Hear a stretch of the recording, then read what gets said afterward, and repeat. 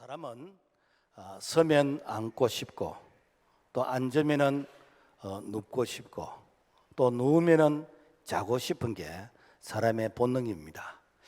그래서 하나님은 사랑하는 자에게 잠을 주시는도다. 여기서 잠은 슬리핑이라기보다는 평안을 주신다. 사람의 마음이 편해야 잠이 오거든요. 시편 127편 2절 보니까 여호와께서 그의 사랑하시는 자에게는 잠을 주시는도다. 잠은 하나님이 주시는 큰 축복입니다. 그래서 잠이 주는 유익이 참 많습니다. 미인은 잠을 많이 잔다 그래요. 왜 그럴까? 잠자는 동안에 성장의 호르몬도 나오고 또 멜라토닌이라는 성분이 나와서 피부를 생기 있게끔 만들어 준답니다. 또 잠자는 동안에 몸의 면역력이 높아져서 침투하는 세균이나 이런 바이러스를 이겨낼 수 있도록 해주시고, 그래서 이렇게 건강한 사람은 하루에 7시간 내지 8시간 정도 잠을 충분히 자면은 고혈압 그리고 비만을 치료하는데 도움이 된답니다. 반면에 잠을 한 서너 시간 정도 자면은 불면증에 시달림으로 고혈압, 뇌졸중의 위험이 보통 사람보다 3배나 크다라고 합니다. 그래서 잠이 보약이다. 문제는 잠을 너무 많이 자는 것은 잠을 적게 자는 것보다 뇌졸중의 위험이 더 높다고 합니다. 그래서 나는 잠이 많아서 하루에 12시간 이상 자야 된다. 이런 사람은 건강을 해롭게 할 뿐 아니라 건강만 해로운 것이 아니라 사실은 경제적으로도 생활고에 시달리게 되어지는, 그래서 잠이 유익하기도 하지만은 잠이 우리에게 해롭게 되어지는 이런 요소도 있다라는 것입니다. 그래서 잠언서에서는 잠에 대해서 경고를 합니다. 너가 좀 더 자자, 좀 더 졸자, 손을 모으고 좀 더 누워 있자 하니 너 빈궁이 강도같이 오며 내 곰핍이 군사같이 이르리라. 그래서 게으른 사람의 특징이 불필요한 잠을 많이 잔다라는 것입니다. 자, 그래서 잠은 필요에 따라서 우리가 조절하면 되는데, 그런데 영적인 잠이라는 게 있습니다. 이 영적인 잠을 자게 되지면은 사실은 건강도 잃게 되는 것이고, 그리고 경제적인 이런 물질도 잃게 되는 것이고, 그리고 크고 작은 그런 신원과 이런 고난을 영적인 잠을 통해서 우리에게 이런 피해가 다가온다라는 것입니다. 이 사실은 주전 한 780년경에 요나라는 사람이 살았습니다. 이 요나는 하나님으로부터 부름을 받은 선지자, 그러니까 하나님의 말씀을 이제 대신 전하는 이런 사명을 받은 자인데, 그래서 하나님은 요나에게 니느웨에 가서 이 회개의 복음을 전해라. 그 니느웨가 지금으로 치면은 한 이라크 대지는 그쪽 이렇게 그 나라 지역입니다. 그래 거기 가서 앞으로 40일이 지나면은 하나님이 이 니느웨 성을 심판하시는데 너희들이 회개하라. 회개하면은 하나님께서 심판 가운데서 긍휼히 여겨 주실 것이다 라고 하면서 이 사실을 전해라는 거예요. 그런데 요나는 니네웨에 가고 싶지 않아요. 그래서 하나님이 말씀하셔도 요나는 거절하는 것입니다. 지금 말로 하면은 이 일본 같이 우리 민족의 역사적인 어떤 아픔이 있는 이런 일본에 가서 자, 하나님이 일본을 심판하신다. 히로시마 나가사키의 원자 폭탄으로서 심판하신다. 너희들 빨리 원자 폭탄 맞기 전에 너희들이 회개하고 너희들이 항복해라. 그러면 하나님께서 그 심판을 거두어 드릴 것이다. 사실은 원자 폭탄이 떨어지기 전에 이렇게 29 그 비행기에서는 먼저 삐라를 뿌리면서 빨리 이 히로시마 나가사키에서 20km 이상 멀리 도망가라라고 삐라를 뿌렸습니다. 그런데 그 삐라를 받았던 사람들의 반응이 에이 우리에게 겁주네. 여태까지 그런 일이 없었는데 무슨 이런 일이 있을까? 그리고 어떤 사람들은 혹시 모른다, 도망가자라고 해서 실질적으로 도망간 사람은 그 화를 면하게 되어졌지만은, 그러나 고집을 부리고 그 자리에 있었던 자들은 20만 명이 죽게 되지는 그런 엄청난 비극이 일어나게 되었습니다. 그래서 하나님께서 요나를 통해서 니느웨에 가서 이런 회개의 복음을 전하라라고 했습니다. 그런데 요나는 이 니느웨 사람들이 회개하고 그들이 복음을 듣고 그들이 심판으로부터 이렇게 하나님의 은혜를 받는 것을 요나는 원하지 않습니다. 지금 말하면은 뭐 이렇게 우리와 민족의 역사적인 그런 감정이 있는 그 민족은 망해야 되지, 그 사람들이 회개를 하고 복을 받는다, 이것은 내가 수용할 수 없는 바로 그런 민족의 그런 감정을 가지고 요나는 이 니느웨에 가서 복음 전하는 것을 이렇게 거절했습니다. 왜 그런가 하면은 이 니느웨는 우상을 섬기는 그런 이렇게 민족 나라였습니다. 그래서 요나는 오직 여호와 하나님만 섬기는데 저 우상을 섬기는 자들은 망해야 된다는 것 뿐만 아니라 그들은 얼마나 잔인했는가 하면은 전쟁에서 이제 그 나라들을 포로로 잡고 그리고 전쟁에서 정복하게 되지면은 그 정복한 그 나라 사람들을 그냥 죽이는 게 아니고 혀를 뽑아서 죽일 정도로 그만큼 잔인했어요. 또 말뚝을 4개를 묶어 가지고 사람을 이렇게 사지로 묶었어. 그래서 난도질을 해서 죽이는 그만큼 잔인했던 자들이 니느웨 사람입니다. 우리가 일제 강점기 때 일본 사람들이 우리 조선인들을 참 잔인하게 죽였던 그런 흔적들이 많이 있습니다. 그러다 보니까 이 요나는 그 니느웨 사람들에게 가서 그들이 회개하고 그들이 하나님의 은총을 입는다라는 것은 자기의 마음이 이렇게 수용이 안 되는 것입니다.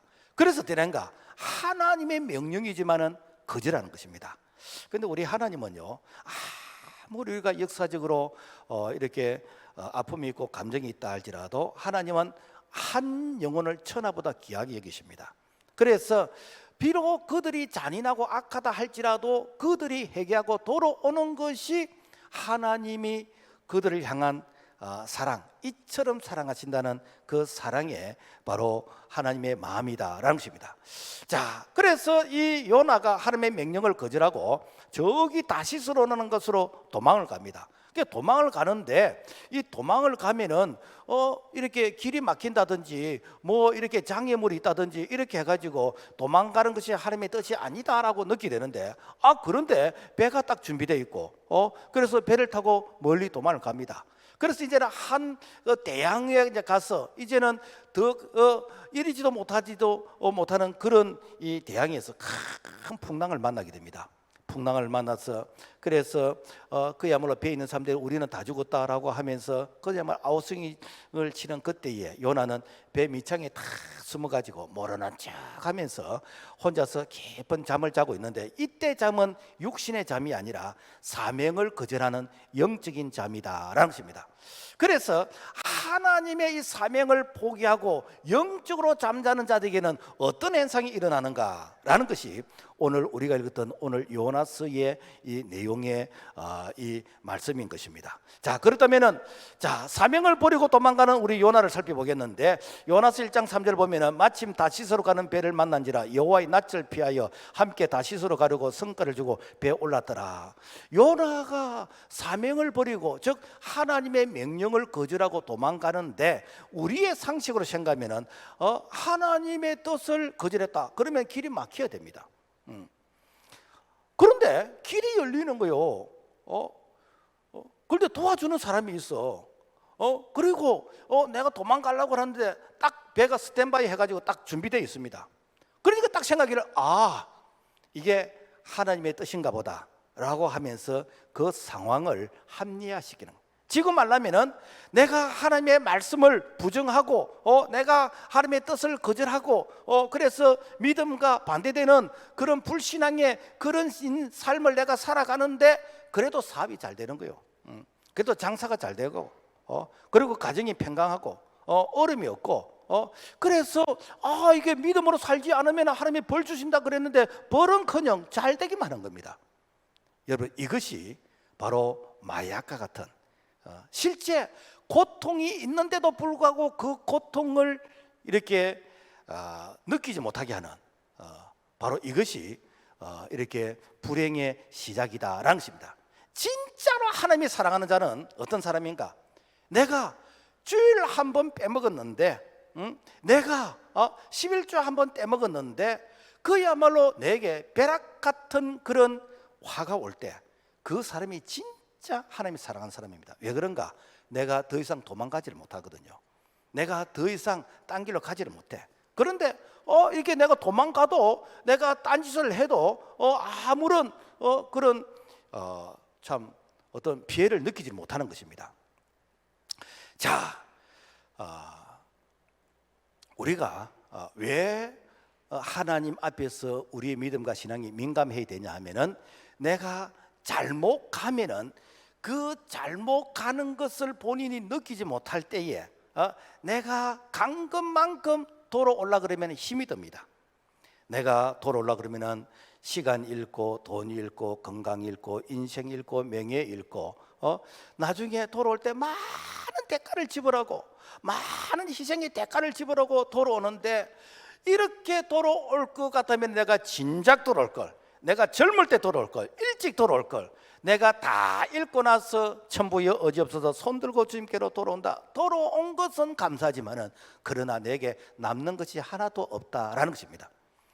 이러한 사실이 1970년대 대구에 서현교회 정주만이라는 이런 성도가 있었습니다. 이분은 한의사였어요. 이분은 이제 한의사다 보니까 뭐 사는 것이 좀 넉넉했습니다. 그래서 목사님이 설교하시면 늘 삐딱하게 받아들입니다. 에이, 뭐 주일날 꼭 이렇게 주일을 지키게 되느냐? 사정에 따라서는 안 지킬 수도 있지. 아니 내가 벌었으면 내 돈이지, 그게 어떻게 하나님께 우리가 감사를 해야 돼?라고 하면서 늘 말씀을 약간 삐딱하게 이렇게 받아들입니다. 그날도 이렇게 주일을 지키는 게 아니고 이렇게 낚시하러 갔어요. 그런데 주일을 안 지키고 낚시하러 가면은 고기가 한 마리도 안 물이 됩니다. 그리고 가는데 자동차 타이어가 펑크 나든 이렇게 됩니다. 그런데 아무런 이상이 없어. 그런데 그날은 고기가 엄청나게 큰 월척이 이렇게 물었습니다. 그러니까 속으로 아이고 잘만 되네. 목사님 뻥을 참 많이 치셨네. 내가 오늘 보니까, 오늘따라 이렇게 고기가 많이 잡히는 거 보니까 이건 이렇게 살아도 괜찮다라고 하면서 큰 이렇게 월척을 낚아서 콧노래를 부르면서 집으로 와서, 자기가 한의사다 보니까 이게 이제 중탕을 했어. 그래서 한약 재료를 넣고 중탕을 했어. 그래서 이제 몸보신으로 이게 건강 식으로 그렇게 이제 이 당을 만들어서 이제 먹으려고. 옛날에는 이 가마솥에 불을 떼 가지고 이렇게 당을 냈거든요. 그래서 큰 가마솥에 이제 불을 떼서 이 물이 이제 끓는데, 그런데 아들이 아빠 뭐 해요 하고 오는 거요. 요즘은 다 싱크대고 이랬습니다. 그때 당시는 부뚜막에서 이렇게 이 가마솥을 보면은 이 가마솥이 꼭 이렇게 목욕탕처럼 크게 보입니다. 근데 그 아이가 부뚜막에서 그다음 미끄러져서 그 가마솥에 넘어지게 됐습니다. 이렇게 해서 인사사고가 생겼어요.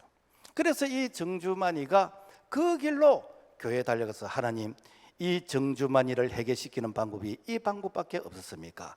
라고 하면서 그야말로 회개를 하게 됩니다. 그러면서 내가 참 주일학교 다닐 때 그 순수했던 그 믿음과 그 신앙, 참 주님을 만났던 그 첫사랑의 그 설레임을 내가 엄청난 대가를 지불하고 다시 첫사랑을 회복하게 되지는, 첫신앙을 회복하게 되지는, 그러면서 하나님 앞에서 믿음의 첫 단추를 다시 끼우게 되는 거예요. 하나님께서 위로를 주십니다. 어떻게 위로를 주시는가? 이 정주만 이 성도가 이 약을 지어서 이렇게 주면은 그 약을 먹은 사람들은 무슨 병이든 다 낫는 거예요. 그러니까 전국에서 소문을 듣고 몰려드는데 그 70년대에 그때에 번호표가 생겼어요. 그래서 새벽같이 와서 번호표를 받아가지고 그래서 밤낮도록까지 이제 자기 대기 순번에 따라서 약을 지어가는데, 나중에 뒤에 사람은 약이 없어. 이게 재료가 없어. 그러면 들판에서 이 볏짚을 썰어 가지고 이걸 기도하고 주는데도 이걸 먹고 또 나았다고 또 찾아오는 게 되는 거예요. 그러니까 그 시대에 무슨 카드가 있었겠습니까? 그 현금으로서 이게 이제 돈을 이제 그 지불하는데, 그러니까 뭐 하루 종일 이 돈이 자루에 몇 자루가 되는 거예요. 그러니까 밤새도록 돈 세다가 눈이 뻘게 해가지고 새벽기도는, 오늘 우리 교인들 중에서도 밤새도록 돈 세다가 눈이 빨개서 토끼 눈을 해서 오는 분이 있기를 주님의 이름으로 축복합니다. 이 안 하는 사람은 돈 벌기 싫다는 거예요.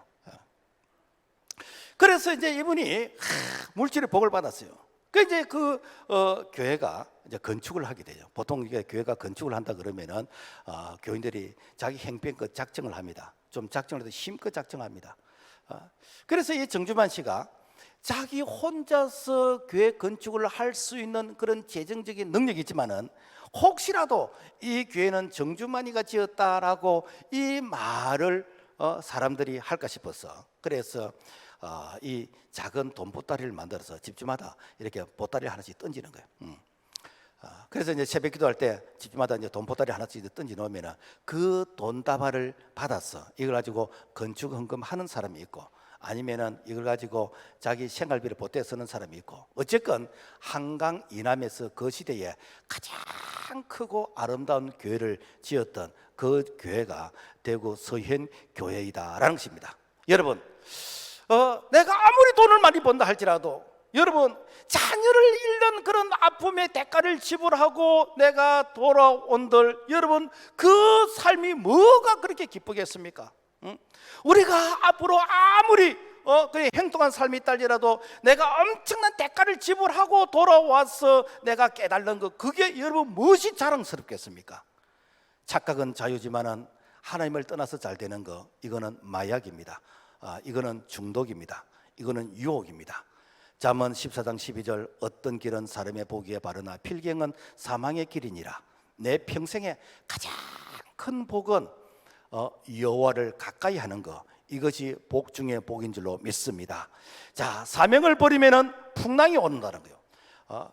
자, 배가 엄청난 파도에 침몰의 위기를 겪고 있습니다. 그래서 서른들은 우리가 죽게 되었다고 아우성을 치게 됩니다. 어떻게 하면 이 배가 좀 안전할까? 그래서 배에 이제 묵은 짐을 바다에 던지기도 하고, 그러면서 이렇게 배에 있는 선원들이 자기들이 믿는 신의 이름을 부르면서, 신이시여, 지금 현재 이 전에 또 없었던 이런 풍랑을 우리가 겪게 되는데 좀 도와달라고 막 그렇게 해도 이 풍랑이 줄어들질 않는 거예요. 이때의 선장이 이렇게 배를 한번 살펴보니까 이 요나라는 사람이 와서 배 밑창에서 그야말로 모르는 척하면서 잠을 자고 있는 거예요. 요나서 1장 6절, 자는 자여 어찌 미뇨, 일어나서 너 하나님께 구하라. 우리 신의 이름으로 우리가 이렇게 부르짖고 기도해도 이 풍랑이 줄어들지 않는데, 당신의 믿는 하나님께 기도해서, 그래서 이 풍랑이 좀 잔잔해지도록 이렇게 기도 좀 해달라라고 하면서 이 사명을 버리고 자고 있는 이 요나를 바로 깨우게 되어졌다라는 것입니다. 여러분요, 사명을 버리게 되어지면은 우리가 영적인 잠을 잡니다. 사명을 버리게 되어지면은 그야말로 내 귀에 안 들립니다. 안 들리는 거예요. 사무엘상 3장에 보면은 엘리 제사장이 나오는데, 이 제사장은 이 성전 예배를 집례하는, 오늘날로 말하면은 교회 이게 목사님과 같은 이런 역할이 그 당시에 이 제사장이 하는 역할이었습니다. 자, 그래서 이 제사장은 어떻게 하든지 이렇게 예배를 드리는 이 성도들, 이 백성들이 하나님의 말씀대로 살 수 있도록 바르게 가르치고 건면하고 지도하고 이렇게 되는데, 여기에 대해서 관심이 없어요. 관심이 없어요. 그러니까 하나님이 말씀하셔도 이 제사장은 하나님의 음성이 안 들리는 거예요. 그런데 어린 사무엘이 이 성전에서 이렇게 교회를 섬기는데, 이 사무엘은 하나님의 음성이 들리는 거예요. 그러니까 내가 사명을 포기하게 되면요, 설교가 귀에 안 들립니다. 내가 사명을 이렇게 줄을 놓게 되어지면은 소귀에 경 읽는 것처럼 그야말로 내 가슴에 와 닿지를 않습니다. 그러니까 이 엘리 제사장의 이 아들 홈리와 이 비나스가 이 성전에서 못된 짓을 하는 거예요. 이 성전의 예물을 훔쳐가고 이 성전의 이 고기를 이렇게 제사 드리는 이 번제를 드리는 고기를 이렇게 훔쳐가고, 심지어는 이 성전에서 수종드는 여인들과 이렇게 동침을 하게 되지고, 그래서 이런 얘기를 제사장이 알리면은 제사장이 못 들은 척해. 그러면서 아들들 불러서 아들 이리 와봐라. 소문이 좀 안 좋은 소문이 들리는데 너희들 그렇게 하지 말라. 요 정도에서 끝나버려요. 사실은 깨어있는 사람 같으면은 혼을 내야 됩니다. 야단을 쳐야 됩니다.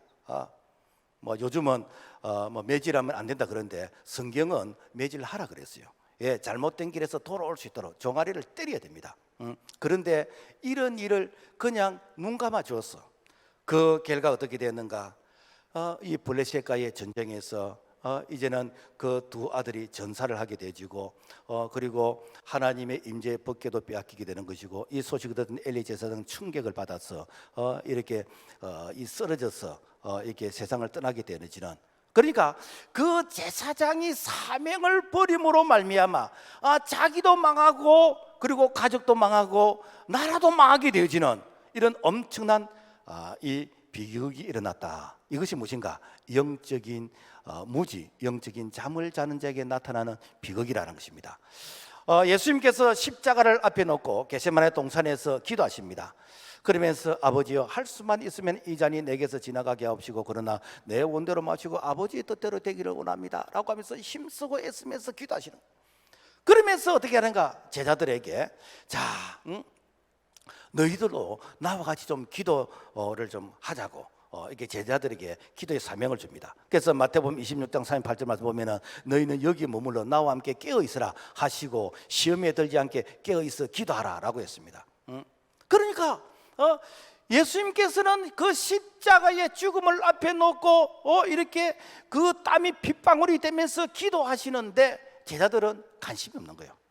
왜 관심이 없는가? 예수님이 죽으면 안 돼. 예수님이 죽으면 자기들은 보상을 못 받아.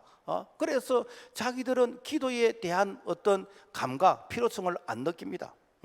그러니까 예수님께서 기도하시다가 와서 보니까 제자들이 자고 있는 거예요. 다시 깨우는 거예요. 너희들이 나와 함께 1hour, 1시간도 깨어서 기도할 수 없느냐라고 하면서 이 자는 자들을 깨웠는데 3번이나 그렇게 했는데도 불구하고 역시 그들은 관심이 없으니까 그들은 졸았다라는 것입니다. 자, 나중에 이 졸았던 이 부분들이 어떻게 나타나는가? 예수님께서 빌라도 뜰에서 이제는 불법 신문을 당하고 그리고 고문을 당하실 때에 이 베드로와 제자들 혹시 자기에게도 이런 이 신문과 그리고 고통이 찾아올까 싶어서 나는 저 예수 모른다. 나는 저 예수가 누구인지 모른다. 예수님의 이름을 저주하고 맹세하면서까지 나는 저 예수 모른다고 라고 하면서 이 예수님을 배신했던 부인했던 자가 바로 베드로와 제자들입니다. 그러면 그들이 왜 예수님을 배신했는가? 기도의 사명을 그들이 거절했기 때문입니다. 기도해야 될 때 기도하지 않았기 때문에 그렇습니다. 오늘날도 마찬가지입니다. 우리가 영적인 깊은 잠에 빠지게 되어지면은 이렇게 설교가 귀에 안 들리는 거예요. 하나님의 뜻이 내 가슴 속에 이게 와닿지 않습니다. 깊은 영적인 잠에 빠지게 되지면은 가정에 풍랑이 있고 사업에 풍랑이 있고 직장에 풍랑이 있고 건강에 풍랑이 있고 내 삶에 풍랑이 있는데도 불구하고 이 풍랑이 나와 아무런 상관이 없는 것처럼 생각하는 이것이 그야말로 계속해서 풍랑 속에 마치 멀미하는 것처럼 이런 인생을 살아갈 수 있다라는 것입니다. 하나님이 주시는 풍랑에는 두 가지 목적이 있습니다. 하나는 내가 믿음으로 살아가는데도 불구하고 풍랑이 일어납니다. 다른 말로 하면 내가 하나님의 말씀대로 살려고 애를 쓰고 내가 믿음으로 살려고 애를 쓰는데도 불구하고 내게 풍랑이 있어요. 그 풍랑은 여러분요 절대로 피하지 마세요. 이거는 하나님의 위로가 있는 변장된 이거는 축복인 것입니다. 사도행전 16장 보면 바울과 실라가 복음 전하다가 감옥에 갇혔습니다. 내가 도둑질한 것도 아니고 나쁜 짓 한 것도 아니고 복음 전하다가 감옥에 갇혔어. 그 복음 전하다가 감옥에 갇힌데도 불구하고 그 감옥에서 하나님을 참여했다는 것입니다. 여러분 그런 곳에 참여가 옵니까? 아이씨, 다시는 내가 전도하는 거 봐라, 다시는 내가 주일을 하는 거 봐라, 이런 생각이 들 수 있는데, 그런데 바울과 실라는 하나님께 감사하고 이렇게 하나님 앞에 찬송을 했다는 것입니다. 그랬더니 옥문이 열리게 되는 것이고, 그러면서 쇠사슬이 풀리게 되는 것이요. 이 정도 되면 도망가야 되는데 도망을 안 가는 거예요. 그러니까 간수장이 어떻게 하면 나도 당신처럼 이렇게 살 수 있습니까? 내가 당신을 보면서 내가 감동을 받았습니다 라고 하니까, 주 예수를 믿어라, 그리하면 너와 내 집의 구원을 얻으리라. 그래서 간수장이 그 바울과 실라를 불러다가 맞았던 자리에 다 씻고 소독을 하고 치료를 해주고, 그러면서 복음을 듣고 이렇게 가족이 다 예수를 믿게 됐다는 겁니까? 그러니까 바울과 실라가 복음 전하다가 감옥에 갇힌 그 이유 때문에 그 간수장과 그 가족들이 다 예수 믿게 되지는 그런 축복을 이렇게 누리게 되었다라는 것입니다.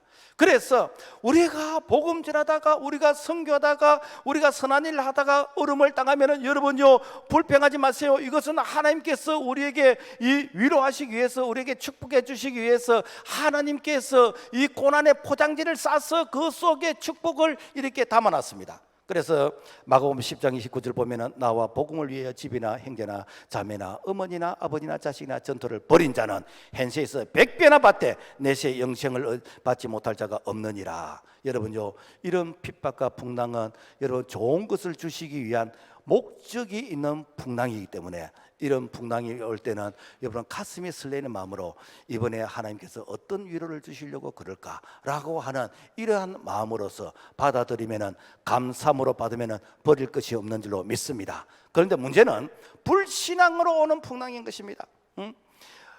요나가 하나님의 이 명령, 이 사명을 거절하고 내가 다시스로 도망가는 그 배에서 만난 이 풍랑, 이것은 하나님께서 해결을 시키기 위해서, 그리고 유턴을 시키기 위한 그 목적의 풍랑이라는 것입니다. 우리가 룻기스 보면은 나오미가 나옵니다. 나오미 남편은 엘리멜렉인데 그들이 원래 베들레헴에 살았어. 이 베들레헴은 그 히브리로 베이트는 집이란 뜻이고, 렘은 떡이란 그 떡집. 우리가 영적으로 말하면은 하나님의 말씀이 있는 집, 교회, 그리고 신앙의 그 바운더리에 사는 것이 베들레헴인 것입니다. 그런데 내가 베들레헴에 사는데, 오늘 말하면 내가 믿음으로서 신앙생활하면서 살아가는데, 그런데 어려움이 있어. 그러니까 어떻게 되는가? 내가 뭐 예수 믿어도 신앙생활해도 여전히 어려움은 있고 별 수 없네. 그때에 예수 안 믿는 이 친구가 저기 모압이라는 이 지방으로 가게 되지면은 거기는 먹을 것이 많고 거기는 이렇게 사는 것이 참 이렇게 넉넉하다, 이런 말을 해주는 거예요. 그러니까 되는가? 아이고, 내가 신앙생활 잠시 접고 내가 모압이라는 세상으로 갔다가 내가 좀 이렇게 살만하면 돌아와서 회개하면 안 되겠나 라고 생각을 하고 세상으로 갔습니다. 그래, 세상에 가서 거기서 이제는 두 아들 말론과 기온 이렇게 이방 여인하고 결혼을 시켰어. 이래서 이제 이방 그 자부를 보게 되었고, 그래서 여기서 잘 살았으면은, 여러분 왜 성경이 이런 말을 기록해 놨겠습니까? 거기에서 남편 죽고 아들 말론과 기론 두 아들 죽고 가부만 3명이 남게 됐습니다. 그러니까 이제는 그 가문을 이어갈 수 있는 희망의 씨앗이 전혀 없습니다. 왜? 그 집에 남자로서는 씨가 다 말려버렸기 때문에. 그래서 이제는 나오미가 그럽니다. 며느리들아, 이리 모여봐라. 이제 우리 집에는 희망이 없다. 그러니까 나는 다시 고향 베들레헴으로 돌아가려고 하는데 너희들도 고향으로 돌아가라 라고 했더니, 그랬더니 이 룻이라는 이 며느리가, 어머니가 가시는 곳에 나도 가고, 어머니야 하나님이 나의 하나님이 되지고, 하나님이 이렇게 이 분리시키지 않는 한 나는 절대로 어머니를 떠나지 않겠습니다 라고 하면서 이 룻이라는 이 며느리가 시어머니 나오미를 따라서 고향 베들레헴으로 돌아오게 됩니다. 그러니까 베들레헴으로 돌아오니까 이게 고향에 자기들이 이제 먹고 살 수 있는 그런 어떤 이 희망의 이런 근거는 아무것도 없습니다. 그렇지만은 내가 다시 베들레헴으로 돌아왔어요. 지금 말하면 다시 신앙을 회복하게 되는 것이고, 믿음을 회복하게 되는 것이고, 다시 내가 이게 신앙을 다시 내가 이렇게 찾게 되었습니다. 그랬더니 하나님께서 은혜를 주시는 것입니다.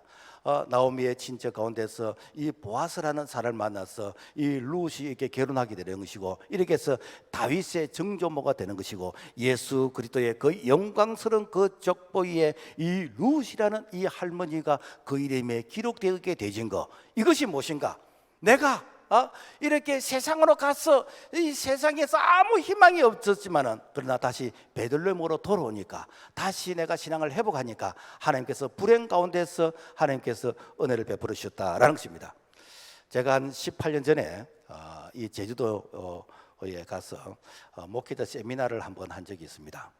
그냥 상담학교 세미나를 했는데, 그래서 이제 세미나를 하고 점심시간에 이제 막간을 이용해서 장로님 한 분이 간증을 하시겠다는, 그 장로님이 김수웅 장로님인데, 서울 온누리교회 장로님이시고, 한동대 재정이사이고, 천일염 사장이시고, 굵직굵직한 그 직함을 다 가지고 있고, 그래서 이분이 제주도에서 옥돔을 양식하시는 분이에요. 그래서 이 옥돔을 양식해서 일본에 전량 다 하루로 이렇게 수출하시는 이런 분인데, 그래서 이 장로님이 이렇게 1시간 정도 이렇게 간증을 하셨어요. 한 번은 자기 아들이 이 중학교 이 체육 시간에 운동을 하다가 하면서 주저앉았는데 그 질로 안전병이가 되어버렸어요.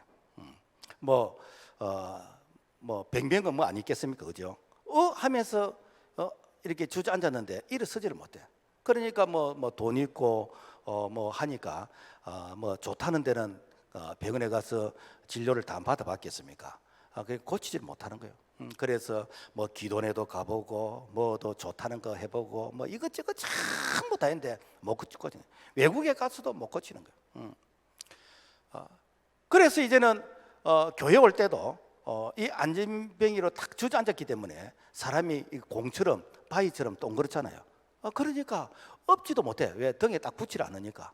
그러니까 이게 돈은 있지만은 이게 뭐 체면이 말이 아닌 거예요. 그래서 이제 이리저리 하다가 나중에는 포기를 하는 것입니다. 포기를 하면서, 하나님 차라리 나를 데리고 가주세요 라고 하면서 집에서 방문을 탁 걸어 잠그고 하나님 앞에서 내가 기도하면서 내가 참 하나님 앞에 내 생을 나는 다 드려야 되겠다라고 하면서 회개 기도를 하는데, 밖에서 똑똑똑똑 소리가 들리는 거예요. 아니 내가 기도하는데 누가 기도를 방해하지? 자꾸 밖에서 똑똑똑 소리가 나서 문을 읽어보니까 아들이 일어서서 아빠 제가 일어났어요 라고 하면서 문을 두드리거든. 그래서 그 아들이 지금 호주에서 결혼해가지고 이렇게 자녀를 낳고 지금 잘 살고 있다라는 그 얘기를 하면서 무슨 얘기를 했는가? 하나님께서 나를 회개시키기 위해서 아들이라는 이 풍랑을 통해서 나를 회개시키시다는 거예요. 여러분, 오늘 우리가 크고 작은 풍랑을 만날 수 있습니다. 그런데 하나님께서는 나를 회개시키기 위해서 어쩌면은 가족 중에, 어쩌면은 사업으로, 어쩌면은 이렇게 물질로서, 어쩌면 명예로서 나를 회개시키기 위해서 오늘 크고 작은 풍랑이 일어나고 있다면은 여러분요, 나를 던지시기를 바랍니다. 던진다는 게 무엇인가? 나를 하나님 앞에 그냥 들이버리는 거예요. 내 주권을 포기해버린 거예요. 요나가 이 풍랑이 일어날 때에 나를 바다에 던지라고 그랬습니다. 바다에 던지면 죽는 것입니다. 그러나 목적이 있는 이 풍랑은 안 죽습니다. 하나님께서 큰 물고기를 준비해서, 그래서 그 물고기 뱃속에서 요나가 철저하게 회개하게 되집니다. 요나서 1장 12절 나를 들어 바다에 던지라. 그리하면 바다가 너희를 위하여 잔잔하리라. 너희가 이 큰 폭풍을 만난 것이 나 때문인 줄 내가 아노라 하니라. 무엇인가? 너희들 죄 없다. 내 때문에 풍랑이 일어났다. 우리는 늘 이 메시지잖아. 누구 때문에 내가 못 살겠습니다. 누구 때문에 내가 이 고생합니다. 누구 때문이다. 맞습니다. 그러나 하나님께서는 너를 회개시키기 위해서, 너를 회복시키기 위해서, 너를 고치기 위해서, 그래서 하나님께서는 풍랑을 일으켜서 그 풍랑을 통해서 결국에는 나를 부르는데, 그래서 내가 할 일은 무엇인가? 내가 하나님 앞에 나를 던지는 것입니다. 하나님 죽이든지 살리든지 하나님 마음대로 하십시오 라고 하면서 하나님 앞에 내 자신을 드리는 거, 그때 그때부터 하나님께서 만지시고 그때부터 하나님께서 일하시는 줄로 믿습니다. 자, 영적으로 잠을 자면은 사탄이 틈을 타게 되는데 이 사탄이 어떻게 되는가? 가라지를 뿌립니다. 무서운 것은 영적으로 잠을 자면은 그 시간에 사탄이 가라지가 뭔가 하면은 잡초입니다. 잡초. 그러면 잡초라도 잘 모르는데 요즘 이 젊은 세대들은 이 들판에 그 피라는 것이 있습니다. 이게 벼하고 피하고 전문가 아니면 구분이 잘 안 됩니다. 그래서 뭐 옛날에 아버지가 피 뽑아라 그러는데 이렇게 벼를 뽑다가 야단을 맞는 경우에 이게 표시가 잘 구분이 안 됩니다. 그런데 자세히 보면은 햇빛 때 피는 약간 이 선이 굵게 보이고 나중에 이게 언제 이게 알게 되는가? 나중에 열매를 맺을 때 보면은 이 피는 이게 조 씨앗처럼 조그만하고 벼는 정상으로 이렇게 되잖아요. 그래서 이 곡식 가운데서 이런 피와 같은 이런 가라지를 뿌려서 그래서 잘 구분이 안 돼. 그런데 이 가라지는 항상 곡식 가운데서 자란다는 거예요.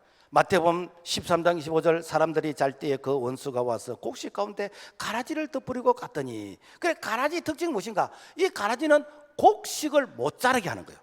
곡식이 빨아들이될 그 영양분을 가라지 지가 다 빨아들여 버리는 거예요. 그래서 이 마귀와 이 사탄은 우리가 영적으로 잠자는 동안에 가정에 가라지를 뿌리고 사업에 가라지를 뿌리고 이렇게 교회 가라지를 뿌리고 내 심령에 가라지를 뿌리고 시도 때도 없이 가라지를 뿌려서 그래서 이 곡식이 정상적으로 열매를 맺을 수 없도록 이 가라지가 모든 것을 방해한다는 거예요. 마치 우리가 몸에 건강이 이렇게 약해지면은 그치 뭐 이게 자가 면역성이라 그러잖아. 그래서 자가 면역성이 약하게 되어지면은 다양한 증상이 나타납니다. 그래서 뭐 피로감이 쌓이고 탈모가 생기고 우울증이 생기고 무기력증이 생기고 피부 질환이 생기고 소화불량 뭐 수면 장애 뭐 피부 질환 한마디로 이야기하면 무엇인가? 면역성이 약한 거예요. 한마디로 얘기하면 무엇인가? 몸이 약해졌다는 것입니다. 영적으로도 우리가 영적으로 면역성이 약해지고 몸이 약해지게 되어지면 가라지가 시도 때도 없이 우리 속에 이렇게 마귀의 흉내를 내도록 그래서 마귀의 심부름도 하고 마귀의 흉내를 내고 마귀의 변호사 역할도 하고 그래 뭐 시도 때도 없이 이 마귀의 그런 이 모습을 우리가 가정에서도 하게 되는 것이고 교회에서도 하게 되는 것이고 직장에서도 하게 되는 것이고 내가 그런 이렇게 역할을 하게 되진다라는 것입니다. 그러므로 우리는 이렇게 늘 깨어 있어야 됩니다. 왜? 마귀가 우리에게 그야말로 가라지를 뿌리는 그런 이 마귀의 이 놀림거리가 되지 않도록 하기 위해서 마태복음 16절 보면 예수님께서 제자들 앞에서 내가 앞으로 십자가에서 달려 죽고 죽은 이 살만에 부활할 것이라 라는 이 말씀을 제자들에게 합니다. 그랬더니 제자 중 베드로가 예수님 절대로 그런 일이 일어나면 안 됩니다. 우리가 3년 반 동안 예수님을 따르는 것은 예수님 때문에 우리가 한자리 하고 싶고 예수님 때문에 우리가 이렇게 출세하고 싶은 그런 이렇게 목적으로 예수님을 따랐는데 예수님이 죽으신다니요. 예수님이 죽으시면 우리는 무슨 보상을 받습니까? 예수님은 죽으시면 안 됩니다 라고 할 때 예수님께서 마태복음 16절에서 사탄아 내 뒤로 물러가라. 네가 하나님의 일을 생각하지 않고 도리어 사람의 일을 생각하는구나 라고 하면서 책망을 했습니다. 지금 말하면 이런 것입니다. 내가 교회를 온 목적이 무엇인가? 내가 출세하기 위해서, 내가 성공하기 위해서, 내가 병 낫기 위해서, 내가 이렇게 돈 많이 벌기 위해서, 내가 무엇이 잘 되기 위해서, 잘 되기 위해서, 잘 되기 위해서. 그래서 예수를 통해서 반사 이익을 얻고 싶은 그런 목적으로 내가 이렇게 교회를 왔는데, 그런데 예수님께서 우리 보고 헌신하라고, 희생하라고 나는 더는 못하겠습니다. 이게 무엇인가? 베드로가 예수님을 따르면서 절대로 예수님 죽이면 안 됩니다. 우리는 보상받아야 되거든요 라고 한 바로 그런 마음. 이것은 무엇인가? 하나님의 뜻보다는 사람의 생각, 사람의 뜻을 앞세우는 바로 이런 자에게 마귀가 틈을 탄다라는 것입니다. 우리는 교회를 다니면서 우리가 하나님의 영광을 위해서 주님의 몸된 교회를 세우는 이런 목적을 위해서, 하나님 나라를 위해서 우리가 신앙생활을 하는 것이지, 내가 예수 때문에 뭐 한 자리 하고 예수 때문에 내가 뭐 이렇게 존경받고 이런 마음을 딱 가지면은 그 마음속에 이미 마귀 사탄이 그야말로 군대 귀신으로서 그 속에 가라지를 뿌려놓는다라는 것입니다. 그러므로 우리는 영적으로 깨어있어야 됩니다. 군에서 이런 말이 있습니다. 군은 작전에 실패한 지휘관은 용서가 되어도 경계 보초에 실패한 지휘관은 용서하지 못한다라는 말이 있습니다. 뭔가 하면은 내가 이렇게 보초를 쓰고 경계를 해야 되는데 이거 실패해가지고 적군이 이렇게 침입을 하는 거, 이거는요 내가 막을 수 있는 것을 내가 근무태만으로서 못 막은 것이거든요. 오늘 우리 신앙도 마찬가지입니다. 우리 신앙도 내가 평소에 경건의 생활을 하고 내가 평소에 믿음의 생활을 하고 내가 평소에 내가 신앙생활을 잘하면 마귀가 바늘구멍 하나 틈을 탈 그런 허점이 안 보입니다. 그런데 내가 평소에 허점이 많이 보이고 허술하게 보이면 어떠니까 마귀가 지 안방처럼 들락거리게 됩니다. 그래서 베드로전서 5장 8절 건신하라 깨어라 너희의 대적 마귀가 우는 사자같이 두루다니며 삼키자를 찾나니 너희는 믿음을 굳게 하여 그를 대적하라 라고 했습니다. 그래서 굶주린 사자는 먹잇감을 이 사냥할 때 무턱대고 달려들지 않습니다. 아무리 약하게 보이는 뭐 사슴이라 할지라도 그 사슴을 무턱대고 공격하다가 사슴뿔에 한번 찔리니까 사자도요 치명적인 그런 이게 그 상처를 입더라고요. 그래서 이 사자가 공격의 대상을 딱 정합니다. 저 새끼 사자, 조금 몸이 약하네, 저 상처를 입었네, 저 이렇게 뜀뛰기를 잘 못하네. 그래서 그 조금 약하게 보이는 그 대상, 그리고 그 약하게 보이는 그 대상이라 할지라도 이 자기의 어떤 공격의 사정거리 안에 딱 들어오도록 딱 숲에 숨어 있다가 그 사정거리 안에 들어오면 총알같이 달려가서 먹잇감을 낚아채게 됩니다.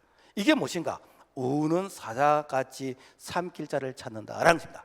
그 마귀도 공격의 대상을 정합니다. 어떤 자를 정하는가? 맨맨한 사람을 정합니다. 보니까 기도 안 하네. 보니까 말씀에 순종하지 않으네. 보니까 이렇게 조금 불신앙의 그런 모습이 있네. 그래서 허점이 보이는 그런 대상을 딱 정하고 그런 대상이 내 사정간 안에 딱 들어오면 어떻게 되는가? 마귀가 그야말로 공격을 했어. 그래서 이 마귀의 그야말로 밥이 되어지는 이런 모습이 있다라는 것입니다. 그러므로 우리는 늘 깨어있어야 됩니다. 깨어있다는 게 무엇인가? 우리가 늘 하나님의 전신갑주를 입는 성령 충만한 삶인 것입니다. 그래서 에베소 6장 18절 모든 기도와 간구를 하되 항상 성령 안에서 기도하고 이를 위하여 깨어 구하기를 항상 힘쓰며 여러 성도를 위하여 구하라. 여러분요, 세상에서 제일로 자존심 상하고 기분 나쁜 게 무엇인가? 마귀가 나를 공격의 대상으로 찍었다는 겁니다. 얼마나 여러분요, 우리 신앙이 여러분 행편없으면 마귀가 나를 공격 대상으로 나를 이렇게 초점을 이렇게 잡았다는 겁니다. 그리고는 시도 때도 없이 나를 위해서 공격하는 것입니다. 여러분요, 자존심이 안 상합니까? 세상에 이렇게 마귀에게 밥이 된다는 거 얼마나 여러분 기분 나쁩니까? 오늘 우리는 악에게 지지 말고 선으로서 악을 이기고 마귀를 대적해야 됩니다. 마귀를 대적하는 게 무엇입니까? 말씀과 기도 아닙니까? 말씀과 기도를 통해서 우리가 마귀의 그 공격의 대상이 아니라 마귀를 대적함을 통해서 이 마귀가 한 길로 왔다 할지도 7길로 도망가게 되지는 그런 믿음의 사람이 되기를 주의 이름으로 부탁을 드립니다. 자, 그 다음에 자는 자는 일어나 외치라는 것이죠. 잠자는 자는 여러분요, 옆에서 깨워줘야 됩니다. 흔들어 깨워야 됩니다. 요나서 1장 6절 선장이 나가서 그에게 이르되 자는 자여 어찌 미뇨 일어나서 너 하나님께 구하라. 영적으로 깊이 잠든 사람은 자기 힘으로 못 일어납니다. 옆에서 깨워줘야 됩니다. 24 일어나라, 정기사 일어나라. 그렇게 하면 안 돼. 이렇게 새벽 기도 해야 돼. 저녁 기도 해야 돼. 이렇게 이 모임에 기도 모임에 와야 돼. 그러면서 깨우는 것입니다. 요나에게 이 풍랑은 잠잔 자를 깨우는 하나님의 방법이었다는 거예요. 그래서 요나서 1장 11절 바다가 점점 흉흉한지라 무리가 그에게 이르되 우리가 너를 어떻게 하여 바다가 우리를 잔잔하겠느냐 하니. 여러분요, 이 흉흉한 이 파도가 쳤기 때문에 사실은 이 요나가 잠에서 깨어나는 것이거든요. 다른 말하면은 이 사명을 버리고 이제 영적인 잠에 취해 있는 이 요나, 이 풍랑 때문에 요나가 깨어나는 것이거든요. 그래서 하나님은 우리를 깨우기 위해서 우리에게 크고 작은 이 풍랑을 주십니다. 그래서 크고 작은 풍랑이 있을 때는 누구 때문이다라고 해서 누구를 원망하지 말고 내가 하나님 앞에서 뭘 회개해야 되는지, 내가 하나님 앞에서 어떤 부분이 내가 회개하고 돌아와야 되는지 자기를 돌아보면은 이 풍랑이 멈추게 되는 것이고 이 풍랑이 더 빨리 전진할 수 있는 그런 순풍이 될 줄로 믿습니다.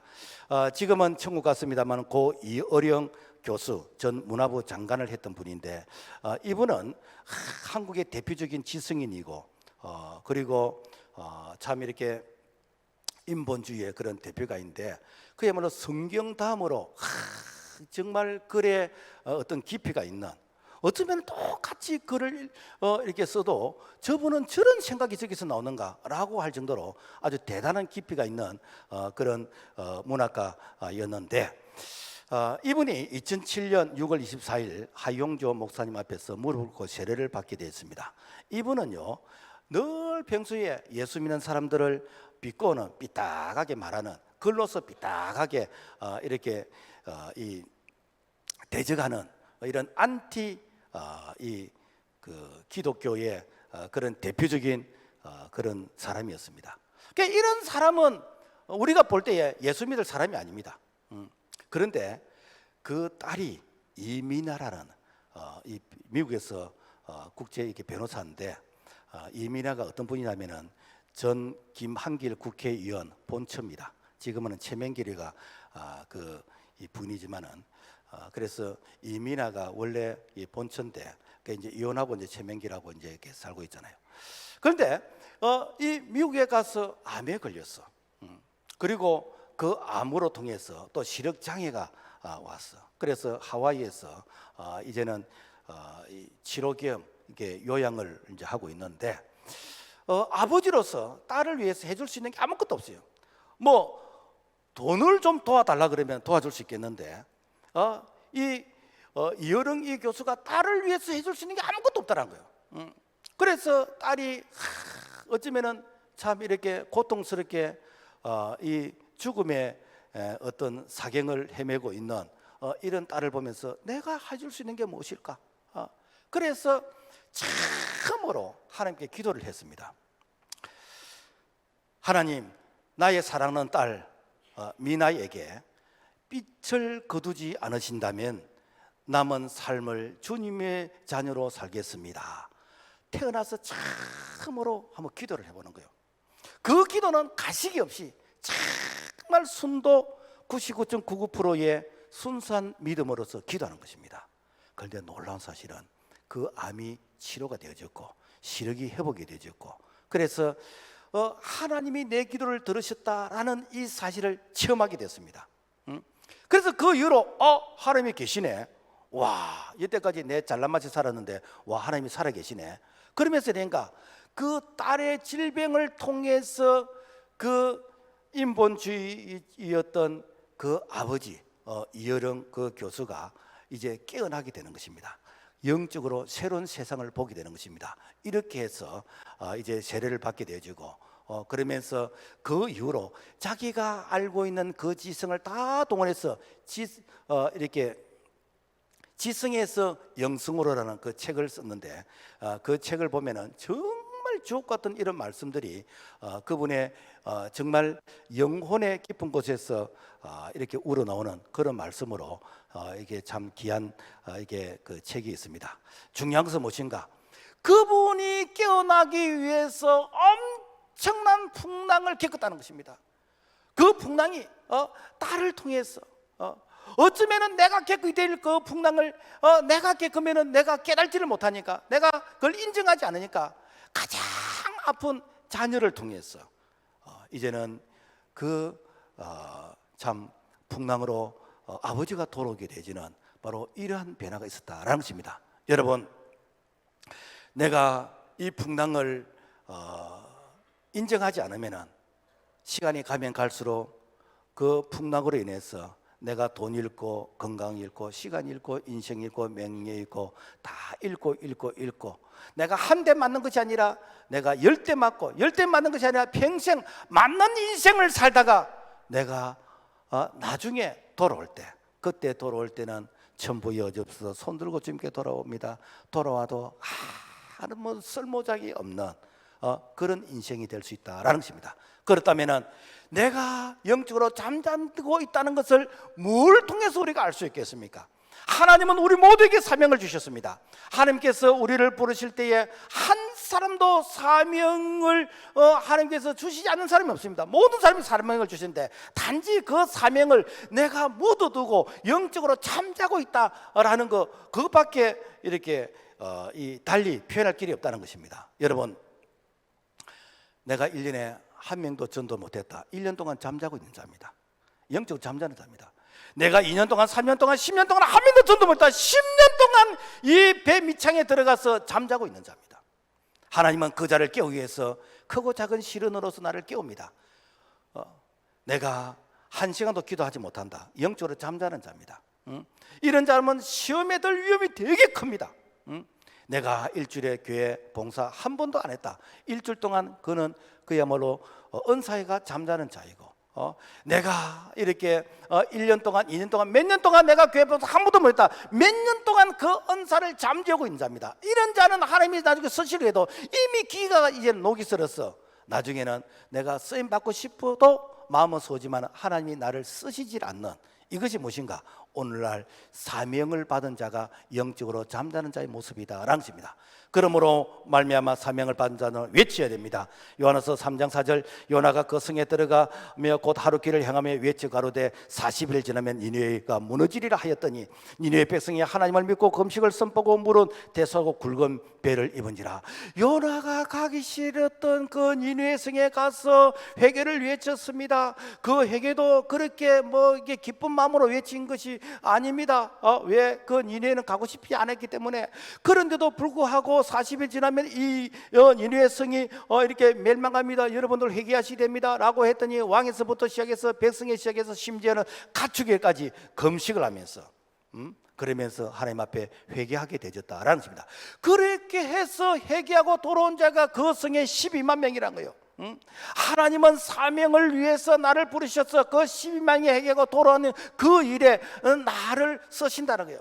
여러분, 장류 인구가 약 한 16만 명인데 그 16만 명의 그 인구를 향해서 요나 같은 오늘 나를 불러서 내가 그 사명에 순종하게 되면 그들이 예수 믿고 주님께 돌아오는 이 사명을 오늘 하나님께서 우리를 위해서 부르셨다라는 것입니다. 그래서 우리는 사명을 해보게 되는 그 사명을 외치게 됩니다. 전도의 사명을 외치게 됩니다. 우리는 다 복음에 비친 자입니다. 내가 예수 믿기까지는 수없이 많은 사람들이 2000년 동안 수없이 많은 사람들이 이렇게 순교의 피를 흘리면서 오늘 내게 이 복음을 전해주는데, 오늘 우리가 이 복음 전하라고 우리에게 생명을 주셨고 은사를 주고 재능을 주셨고 건강을 주셨고 이 복음 전하라고 하나님께서 우리에게 생명을 연장시켜 주셨습니다. 그래서 이 복음 전하면은요 계속 일하라고 하나님께서 우리에게 은혜를 주시는데 궁창의 별같이 빛나게 하시고 이 땅에서 백배의 복을 주시는 것, 복음 전하라고 하나님께서 우리에게 은혜를 주시는 겁니다. 기도의 사명이 있습니다. 사람이 건강하려면 신선한 공기를 많이 들어 마시면서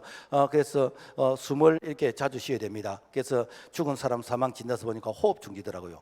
그래서 호흡 안 이게 중지하면 그 죽은 겁니다. 우리가 영적인 호흡이 기도입니다. 내가 이렇게 기도하지 않은 것은 영적으로 질식 같다든지 영적으로 식물 인간이든지 영적으로 죽은 자입니다. 그래서 이 우리가 호흡함을 통해서 이 혈액의 산소가 공급이 되지고 건강 관리가 되는 것처럼 우리가 기도함을 통해서 그래서 우리가 이렇게 에너지가 넘치게 되어지는 그러면서 우리가 경건한 이렇게 믿음의 삶을 살아갈 수 있다는. 그래서 신앙생활은 내 힘으로 하는 게 아니에요.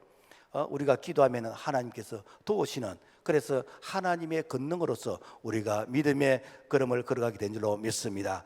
그 가난 농군학교 저 강원도 그 신림동에 가면은 지금은 이제 처음 갔습니다만은 그 우리나라 새마을 운동의 창시자 김용기 장로님, 그분의 기도 굴 앞에 가면은 이렇게 적어놨습니다. 조국이 평안할지어다 멋있잖아요. 왜?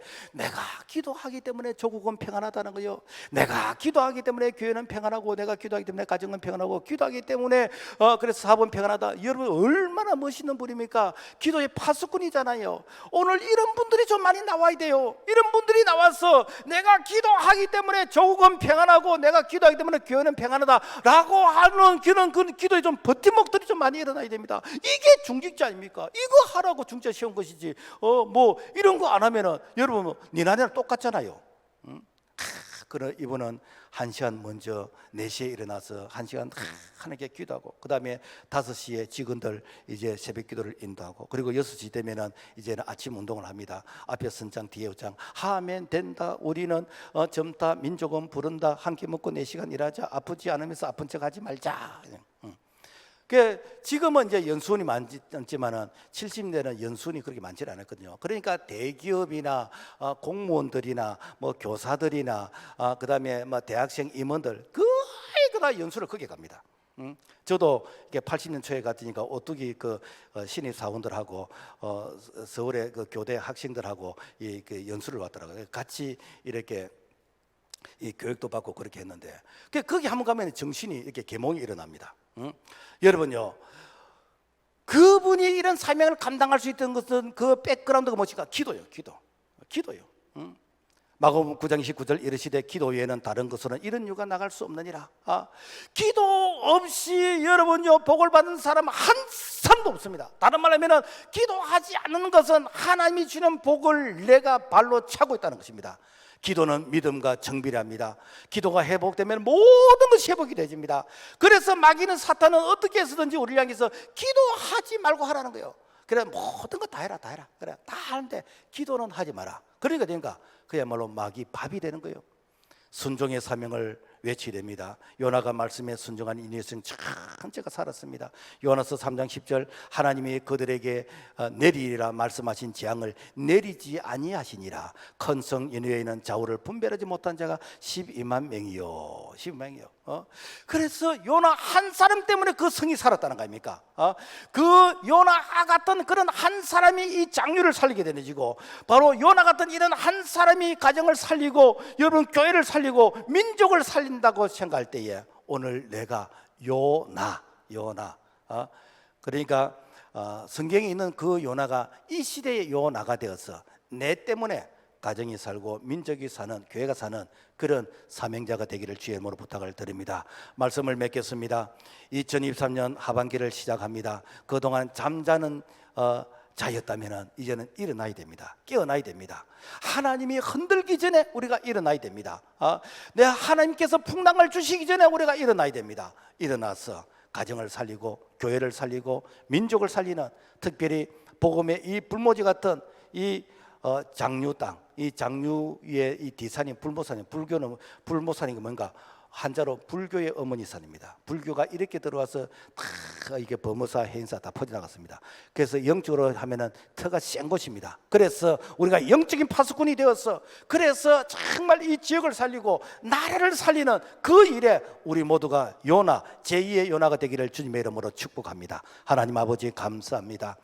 시대마다 요나를 찾으시고 부르시는데, 하나님이 오늘 우리가 요나의 사명으로서 하나님 한 영혼을 위해서, 그리고 도시와 민족을 위해서 우리가 외칠 수 있는 그런 사명자가 다 되게 하시고, 특별히 이렇게 하반기 때 우리가 요나의 심정으로서 이 하반기를 잘 사역을 감당할 수 있도록 도와주옵소서. 예수 이름으로 기도합니다. 아멘.